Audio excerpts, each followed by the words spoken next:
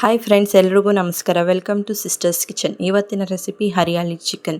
ಇದನ್ನು ಹೇಗೆ ಮಾಡೋದು ಅಂತ ನೋಡೋಣ. ಮೊದಲಿಗೆ ಬೇಕಾಗಿರುವಂಥ ಇಂಗ್ರೀಡಿಯೆಂಟ್ಸ್ ಒಂದು 7ರಿಂದ 8 ಹಸಿಮೆಣಸಿನ್ಕಾಯಿ, ಒಂದು ಇಡಿ ಆಗುವಷ್ಟು ಕೊತ್ತಂಬರಿ ಸೊಪ್ಪು, ಇಡಿ ಆಗುವಷ್ಟು ಪುದೀನ ಸೊಪ್ಪು, ಒಂದು 10ರಿಂದ 12 ನೆನೆಸಿಟ್ಟಿರುವಂಥ ಗೋಡಂಬಿ, ಸ್ವಲ್ಪ ಶುಂಠಿ, ಒಂದು ಗಡ್ಡೆ ಬೆಳ್ಳುಳ್ಳಿ ಬಿಡಿಸಿಟ್ಕೊಂಡಿರೋದು.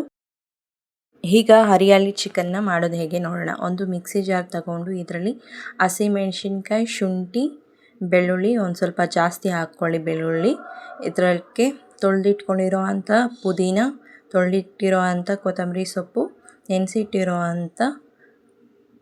ಗೋಡಂಬಿ ಹಾಕಿ ಇದನ್ನು ಮಿಕ್ಸಿಗೆ ಹಾಕ್ಕೊಂಡು ನುಣ್ಣಕ್ಕೆ ರುಬ್ಕೊಂಡು ಬರಬೇಕು. ಇದನ್ನು ಒಂದು ಸೈಡಲ್ಲಿ ಎತ್ತಿಡೋಣ.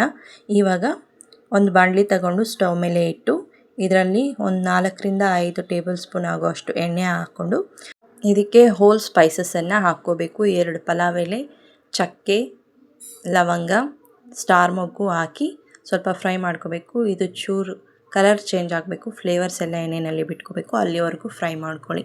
ಇವಾಗ 2 ದೊಡ್ಡ ಸೈಜ್ ಈರುಳ್ಳಿ ತಗೊಂಡು ಸಣ್ಣದಾಗಿ ಕಟ್ ಮಾಡಿ ಇದಕ್ಕೆ ಸೇರಿಸಿ ಚೆನ್ನಾಗಿ ಫ್ರೈ ಮಾಡಬೇಕು. ಇದು ಗೋಲ್ಡನ್ ಕಲರ್ ಬರಬೇಕು, ಅಲ್ಲಿವರೆಗೂ ಫ್ರೈ ಮಾಡಿ. ಈಗ ನಾನಿಲ್ಲಿ 1 kg ಚಿಕನ್ ತೊಗೊಂಡಿದ್ದೀನಿ. ಇದನ್ನು ಫಸ್ಟೇ ತೊಳೆದಿಟ್ಕೊಂಡಿದ್ದೆ. ಇದನ್ನು ಕೂಡ ಇದಕ್ಕೆ ಸೇರಿಸಿ ಒಂದು ಸ್ವಲ್ಪ ಚೆನ್ನಾಗಿ ಮಿಕ್ಸ್ ಮಾಡಿ ಸ್ವಲ್ಪ ಫ್ರೈ ಮಾಡ್ಕೊಳ್ಳಿ. ಇದನ್ನು ಒಂದು 5 ನಿಮಿಷ ಮುಚ್ಚಿ ಬೇಯಿಸ್ಕೊಳ್ಳೋಣ. ನೋಡಿ, ಈಗ ಕಲರ್ ಚೇಂಜ್ ಆಗಿದೆ, ಈ ಥರ ಆಗಬೇಕು. ಇವಾಗ ಇದಕ್ಕೆ ಸ್ವಲ್ಪ ಅರಿಶಿಣದ ಪುಡಿ, ರುಚಿಗೆ ತಕ್ಕಷ್ಟು ಉಪ್ಪು ಹಾಕಿ ಚೆನ್ನಾಗಿ ಮಿಕ್ಸ್ ಮಾಡ್ಕೋಬೇಕು.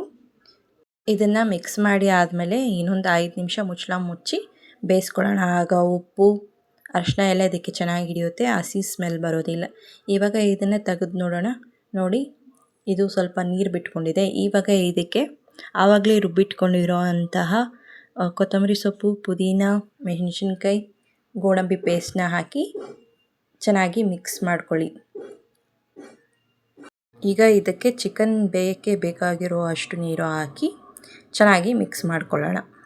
ಇವಾಗ ಇದನ್ನು ಸ್ವಲ್ಪ ಹೊತ್ತು ಕುದಿಸ್ಕೊಳ್ಳೋಣ.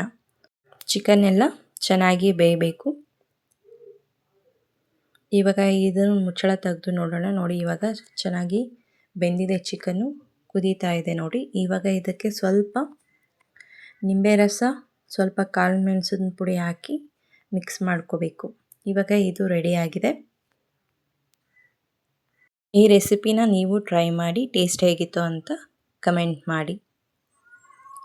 ಇವಾಗ ಇದನ್ನು ಸರ್ವ್ ಮಾಡ್ಕೊಳ್ಳೋಣ. ಇದು ಚಪಾತಿ ಜೊತೆಗೆ, ದೋಸೆ ಜೊತೆಗೆ, ಅನ್ನದ ಜೊತೆಗೆ ತುಂಬ ಚೆನ್ನಾಗಿದೆ.